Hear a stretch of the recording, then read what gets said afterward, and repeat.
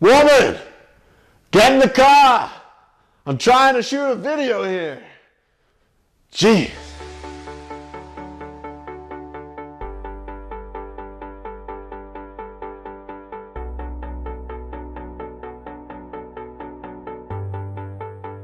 Hey everyone, Noah Hammond here, back with another video. And today I'm going to be talking about healthy relationships. How to form healthy relationships, not like what I was showing you in the intro.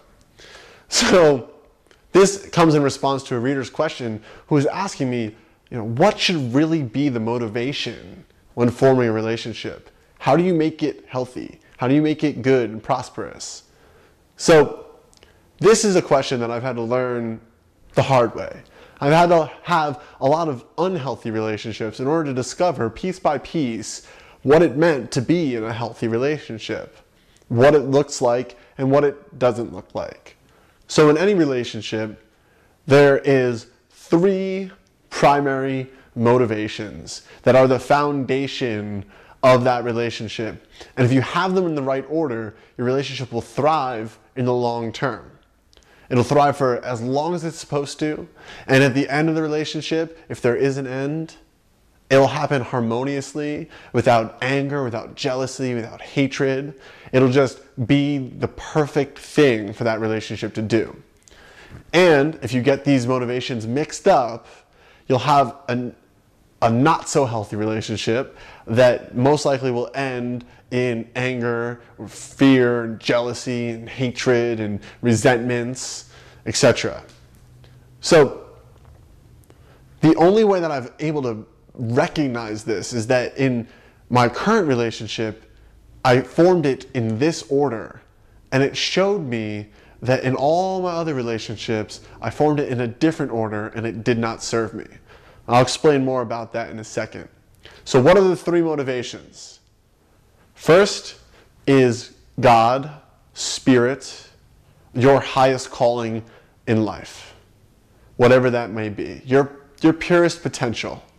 That needs to be the foundation, the first primary motivation of the relationship. Meaning, if you are on a spiritual path, you are seeking God in your own way, seeking spirit, seeking higher consciousness, that has to remain your most important thing as well as your partner's. If either of you are on that path, yet put that to the wayside for the relationship itself, your relationship will absolutely fail. It's guaranteed. Now, if you're just someone who's really self-actualizing, you're going to definitely connect in with this second motivation the most, because motivation number 2 needs to be personal progress. A relationship needs to come together where each person is still more interested in their own progress towards their own greatest life, as well as the progress of the other person. So think about the first 2 motivations so far. We've got God, Spirit, or elevated consciousness as number 1, right? And then we have our own personal growth and their personal growth as number 2. Now number 3 is the one that most of us usually do as number 1, which is the love drugs, the sex, the intimacy, the physical connection, the romantic connection, all of that. That's actually the third foundation, the third most important foundation of a healthy relationship. Now, the way I was able to see this is because every relationship I've ever had, up until the one I'm in now, every relationship I've ever had has been formed on the third motivation, on love, on lust, on sex, on intimacy. We had absolutely fantastic sex, and we continue to do so, and we continue to do so. Right? But that, as the glue of the relationship, cannot last, and ultimately will not bring you to living your highest life expression. It will not bring you up over the long run, and it won't bring your partner up over the long run. And eventually, the relationship will deteriorate, and there will be jealousy, and there'll be anger, and there'll be resentments. Because somewhere along the line, one or two or one of you lost your forward momentum. One of you isn't living their greatest life expression and this relationship is partly to blame. That's what happens when you build a relationship around sex and lust and intimacy. But when you have personal progress and human growth and God or consciousness or spirit above those two things, and you found the relationship on those top two, now you have a relationship that's going somewhere. Now you have a healthy relationship where both people are giving to each other and neither are taking from one another. And both people, while coming together, are still in alignment with their greatest purpose, with their greatest calling, their greatest life expression. Neither person is getting derailed.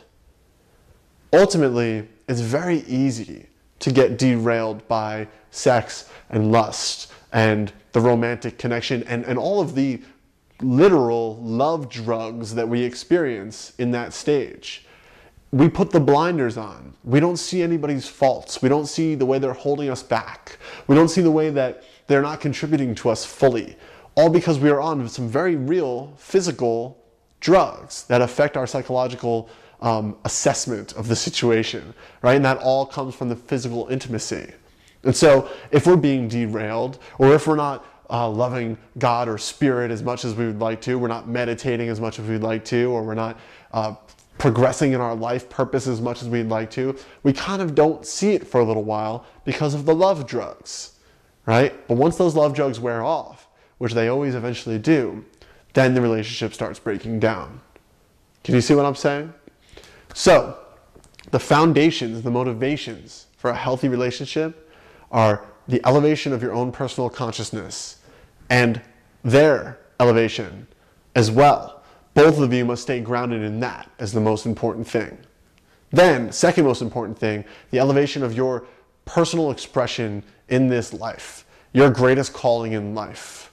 Whatever that looks like, your work in the world. Both of you need to be bringing each other's up as well as thriving inside your own, inside of this relationship. And then the third motivation needs to be a healthy connection of intimacy, of physical connection, physical touch, love, all of that. That is really the third foundation of this healthy relationship. So if you do them in that order and you live in that order, not only will you have a beautiful, harmonious relationship while you're in relationship, but if that relationship is not really for the long haul, it'll also end beautifully, harmoniously, without jealousy, hate, resentment. So I hope that's been helpful for you all. I hope that's been eye-opening. It's okay if you're not a daily meditator or if you're not loving God in spirit every moment of the day like I tend to or strive for, but you can still find a healthy relationship by recognizing what your motivations really are. So I hope that's been helpful. For any of you men who want to learn much more about relationships, but also much more about yourself and living your greatest, most powerful, most successful life possible in all ways, please check out the True Man Academy at truemanacademy.com. There's a free 1.5-hour training to get you started, and it's pretty kick butt. As always, thank you so much for joining me. Please comment below, share your thoughts, share your opinions. I'll interact with you as much as possible. Like the video if you like it, subscribe to my channel, and check out my next video. I'll be back soon. Thanks so much.